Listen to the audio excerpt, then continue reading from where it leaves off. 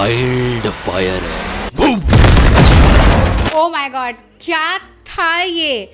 पहले तो मैं एक डिस्क्लेमर देना चाहती हूँ, एक ऑनेस्ट कन्फेशन। मैं साउथ मूवीज़ की कोई भी बड़ी फ़ैन नहीं हूँ। इनफैक्ट मैं देखती ही नहीं हूँ most of the movies. Mass entertainer जो मूवीज़ होती है उनकी, जहाँ पे बहुत ही हाई ऑक्टेन एक्शन सीक्वेंसेस होते हैं, जहाँ पे कोई हेड और टेल नहीं होता है, वो सब तो मैं देखती ही नहीं हूँ। तो मैं बहुत ही लीस्ट एक्सपेक्टेशन लेके ये मूवी देखने गई थी। मैं बात कर रही हूँ पुष्पा 2 की, लेकिन मूवी ने मुझे भी एंटरटेन कर दिया, मुझे हिला डाला। I totally superbly full to enjoy the movie. अकेले गई थी लेकिन कहीं पे भी मैं बोर नहीं हुई। हाँ, obviously it's a long movie, 3.5 hours की मूवी है, जो शायद से 10-15 मिनट छोटी हो सकती थी, बट जो भी था मूवी में it was so entertaining, so well made कि कोई कंप्लेंट्स नहीं है। तो चलिए बात करते हैं थोड़ी बहुत मूवी रिव्यू की, झटपट बात कर लेते हैं उसके बारे में। लेकिन मेनली ये वीडियो कर रहे हैं टू प्रिडिक्ट अबाउट कि रैम्पेज कैसी होने वाली है। भाई साहब, अगर रूल ये थी, आई मीन राइस तो हम सबने देख ही ली है, रूल अगर ये थी तो रैम्पेज क्या होने वाली है? क्योंकि रूल में ही इतना रैम्पेज है, इतना तोड़ फोड़, इतने हाई ऑक्टेन एक्शन सीक्वेंसेस, इतनी ज़बरदस्त acting. I totally have become an Allu Arjun fan, क्योंकि उन्होंने अपनी फिजिकलिटी पे जो काम किया है ना, आई मीन एक एक्टिंग इज़ वन थिंग, और एक वही अपने फिजिकलिटी को मेंटेन करना थ्रू आउट द मूवी, जो उनका ड्रूप्ड शोल्डर हो या वो एक तरीके से बात करते, you know there is a certain way he twists his tongue while talking as Pushpa, तो वो throughout the movie maintain करना, it requires lot of commitment, sincerity as an actor, और वो उन्होंने कमाल का किया है। तो my respect for him as an actor has really मैनीफोल्डेड।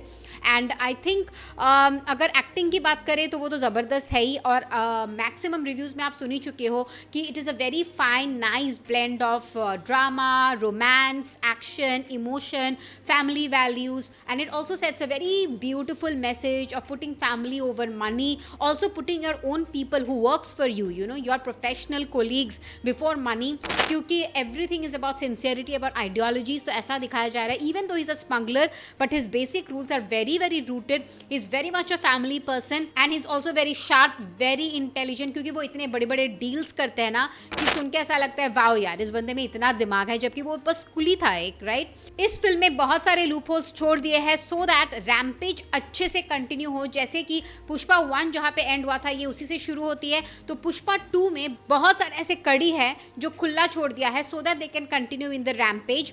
एक कड़ी मुझे ये लग रही है, विदाउट गिविंग एनी स्पॉइलर, कि शेखावत की स्टोरी आगे बढ़ने वाली है। समथिंग हैपन्स टू शेखावत, वो फाइनली हार जाते हैं इसमें, लेकिन ऐसा दिखता है कि वो मर चुके हैं, लेकिन आई थिंक सो वो नहीं मरते हैं, क्योंकि जो हाथ दिखता है ना, जो बॉम्ब ब्लास्ट वाला बटन दबाता है, वो जला हुआ हाथ होता है। So I think that person is Shekhawat, that is Fafa. Well, एक कंप्लेन है मेकर से कि फाफा का रोल और भी ज़्यादा देखना था, क्योंकि उन्होंने इतनी मस्त एक्टिंग किया। I loved him. I mean Allu Arjun के साथ अगर कोई अच्छे से टक्कर देने वाला था तो वो फाफा ही था। उनके अलावा I can't imagine of anybody else. दूसरे एक्टर्स ने भी काफ़ी अच्छा काम किया। Anyway, back to the story. और एक है प्रताप रेड्डी वाला एक सीक्वेंस, क्योंकि उनके 2 खास आदमी को अल्लू अर्जुन ने मार दिया है इन द मूवी, तो आई थिंक उससे भी ये स्टोरी आगे बढ़ने वाली है। And then the last bomb blast, जहाँ पे अल्लू अर्जुन की पूरी फैमिली होती है, बिकॉज उनको फाइनली अपनी फैमिली एक्सेप्ट कर लेती है, उनको अपना नाम दे देती है, which he yearns for years, you know, जिसके वजह से वो रोते भी है, इतने टफ एंड टफ इंसान।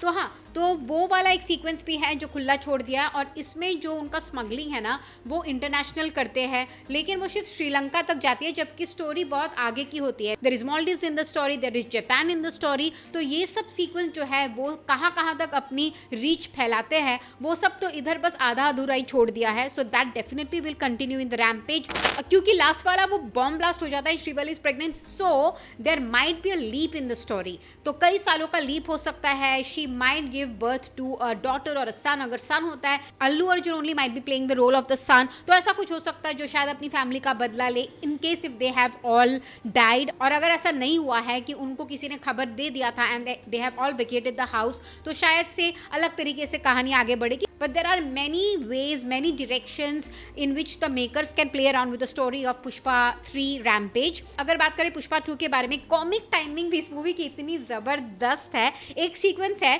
बिटवीन अल्लू अर्जुन एंड फहद फासिल जहाँ पे वो एक दूसरे के साथ बात नहीं करते हैं, बस इशारों इशारों में एक दूसरे को टॉन्ट करते हैं, और वो इतनी मज़ेदार सीक्वेंस है, हंस हंस के आप लोटपोट हो जाने वाले हो.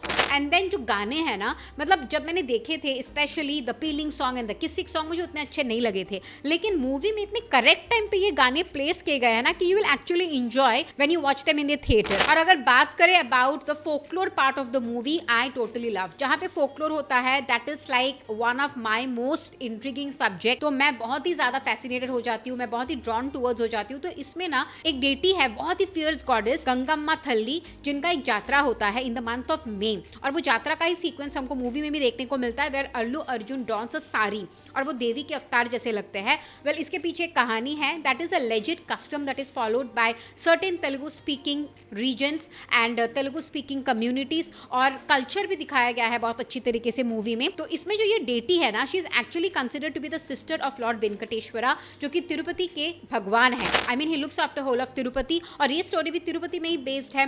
तो हाँ, तो उससे रिलेटेड है. इसी वजह से मैं तो बहुत ज़्यादा ड्रॉन हो गई. और लास्ट जो एक्शन सीक्वेंस है उसमें भी वो गंगामा थल्ली का रूप धारण कर लेते हैं, और विजुअल जो इमेजरी है मूवी की वो बहुत कमाल की है. चाहे वो पुष्पा गाने में एक डांस सीक्वेंस है उसमें भी बहुत ज़बरदस्त लग रहा है, और वो लास्ट का जो एक्शन सीक्वेंस है वो तो आपके रोंगटे खड़े करने वाले हैं. आई मीन जिस तरीके से वो एक महिषासुर मर्दिनी वाला वाइब आता है ना, जो कैमरा एंगल है, सिनेमेटोग्राफी है, वो इतनी बढ़िया है कि it will just give you goose bumps. उनमें ना आप देव नहीं देखते हो, आप उनमें देवी देखते हो. It is almost like that Ardhanarishvara concept. वो त्रिशूल भी यूज़ करते हैं, और लास्ट में एक इमेजरी आता है where you see lord Vishnu snake also behind.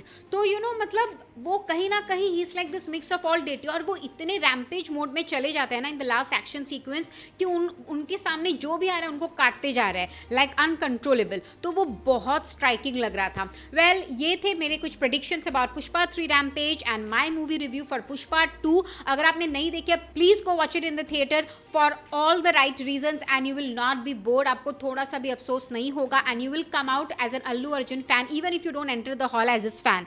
तो या that was all about today's movie review. Keep buzzing around Bazooka Reviews for all your latest information on film, fashion and entertainment. This is me, Ishita, signing off till then.